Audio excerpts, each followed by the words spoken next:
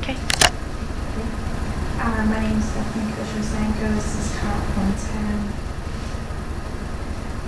I would like to talk to you guys today about obesity in America. We hear it on the TV every day. We see it in the billboards that it's important to drink water instead of soda, eat a salad instead of a cheeseburger, don't go to McDonald's, eat organic food, and to exercise. Exercise is very important.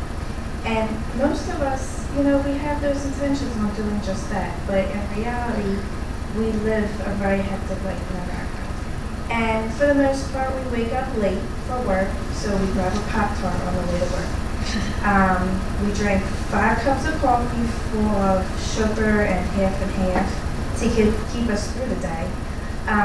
We skip lunch, and then after taking the kids to ballet class and football practice, we swing by McDonald's real quick, get a Big Mac or a large fry because it's cheap and it's convenient and it's easy for us.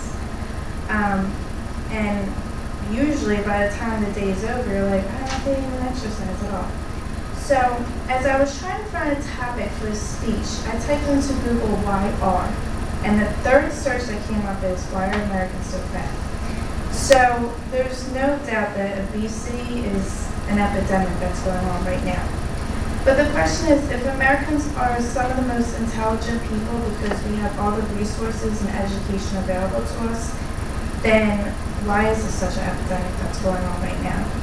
An interesting quote that I came across was, Americans live one of the most luxurious lifestyles on earth. Our food is plentiful, our jobs are automated, our leisure is effortless, and it's killing us. To define obesity, somebody who's obese is someone who has 20%, their weight is 20% above normal weight. And you can also measure it to your body mass index, which is your BMI. And if one's BMI is over 30, they're considered obese. Obesity can occur when somebody consumes more calories than he or she can exercise. But there's also other factors such as age, genetics, gender, environmental factors, stress levels, illness, and medication. According to the CDC, between 1980 and 2000, obesity rates doubled amongst adults. And about 60 million adults, or 30% of the adult population, is obese, not overweight, obese. Only 25% of adults eat the recommended 5 or more servings of fruit or vegetables daily. And more than 50% of Americans don't get the recommended physical activity that we need. But not only is obesity killing us, it's also killing our children. Unfortunately, the newest generation of children is believed to be the first generation that isn't going to live as long as their parents live. Type 2 diabetes was once believed to affect only adults, but now it's affecting our kids. In some communities, almost half of the pediatric diabetes cases are type 2, when in the past it was close to 0.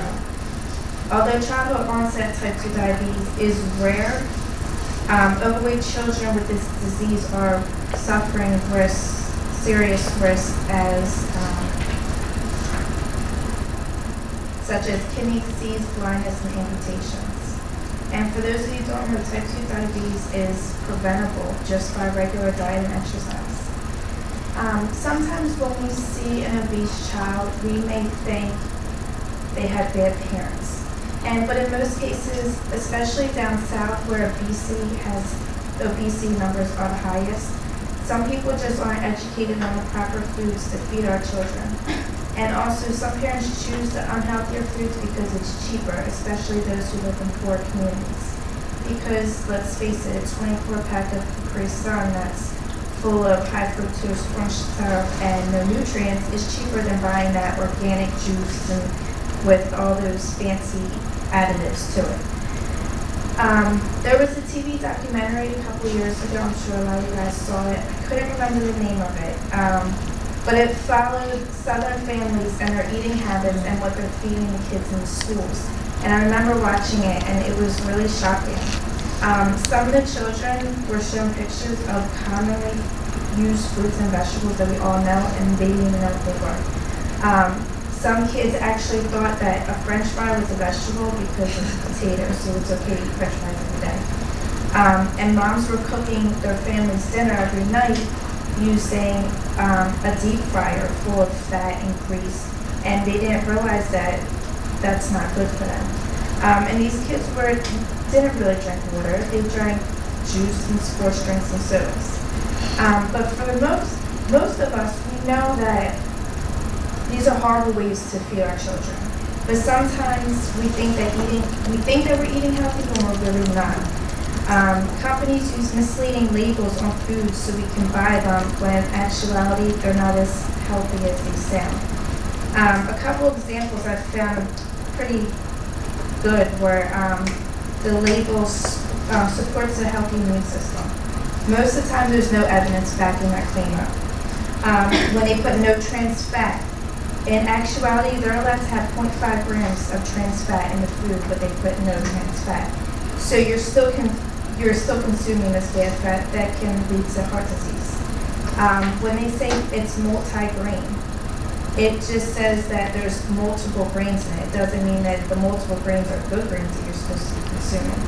And the biggest trick is serving size. Most of the time we consume more than the suggested serving size, like your bottle of soda that says it's 100 calories. But if you look on the back, the label says there's 3 or 4 servings in that soda bottle. And most of the time we drink that one can of soda. And I found interesting in a recent survey, it shows twice as many people in the United States are concerned about the fat content of their diets, but not the number of calories consumed. And this line of leading things to obesity no matter what food you eat. Now we're finally starting to see the effects of obesity. One who is obese is likely to have a long list of health risks that can be avoided. Some serious factors are type 2 diabetes, hypertension, high cholesterol, and coronary artery disease. And some factors can be deadly: stroke, heart attack, sleep apnea when they stop breathing in their sleep, or even cancer. So in all, obesity is on the rise in America, which leads to a plethora of problems which can all be 100% preventable through diet and exercise on a regular basis. Programs and influential people such as Michelle Obama are devoting their time to educate communities on the importance of healthy lifestyle. And maybe one day in the future, unnecessary complications and diseases will be abolished and our children can have a more promising future.